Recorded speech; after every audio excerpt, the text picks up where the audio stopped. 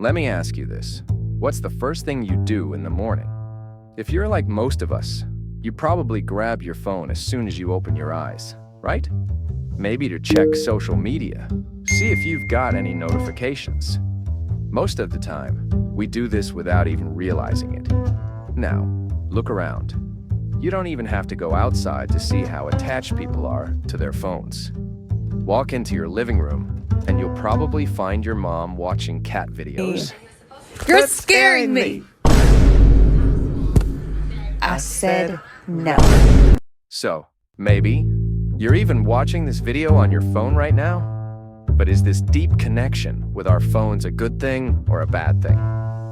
Now, I'm no different. The first thing I do when I wake up is grab my phone. I check for messages or scroll through social media. But lately, this habit has started to bother me. I realize that I've been spending the most valuable part of my day, those precious morning hours glued to my screen. They say mornings are golden, but I felt like I was wasting that gold. And that's when I stopped to ask myself, how did I get here? How did our phones become such a huge part of our lives? And more importantly, is this really making me happy?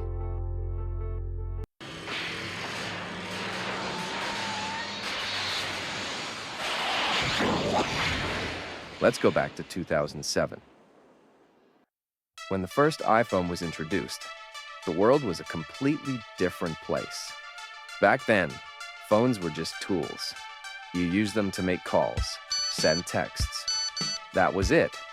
But today, our phones are entire worlds we carry in our pockets.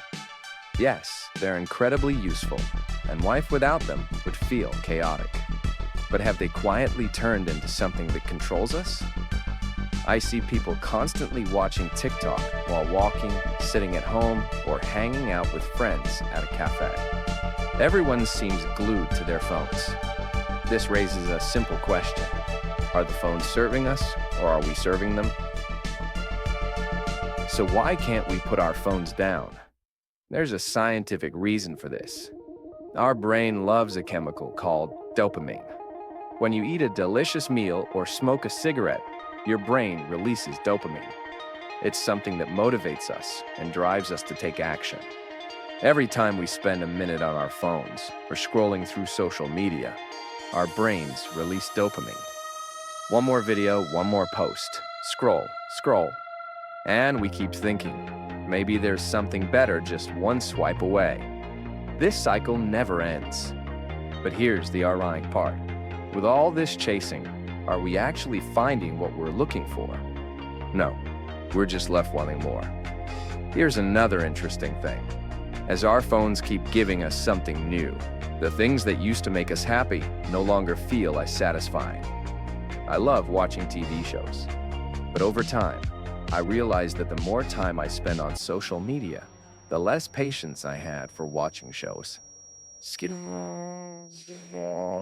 Sometimes it takes me 4 or 5 tries just to finish one episode. Social media, on the other hand, lets me skip to the next thing in seconds. And I know I'm not alone. Many of us are living in this same cycle without even realizing it. So here's the big question. What is the time we spend on our phones adding to our lives today? Is it stealing from our future, or is it adding value to it? The answer to this question is entirely in our hands. Are we using technology to make our lives easier, or are we letting it control us? I don't know. I often find myself caught in the middle too. But right now, the only advice I can give you is this. Put down the phone you've been scrolling for a while and start living in the moment you're in. You might be surprised by what you notice.